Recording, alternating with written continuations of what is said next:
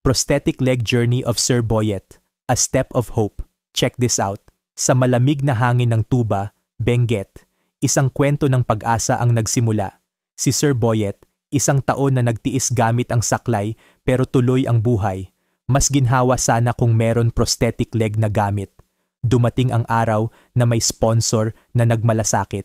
Hindi nagdalawang isip tumulong, ngunit hindi nagpakilala. Dahil sa kabutihang ito, natanggap ni Sir Boyet ang OrthoWorks PH BK Carbon Prosthetic Leg.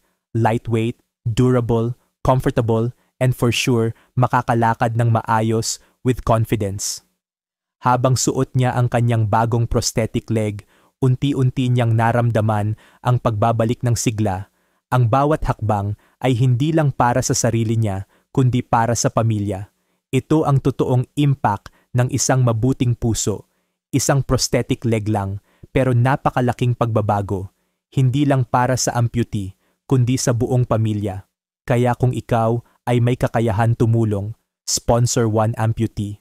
And you can change not just one life, but an entire family's future.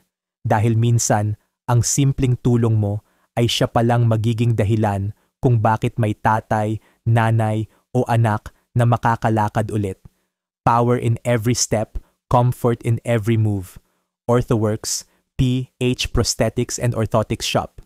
Together, we walk towards hope.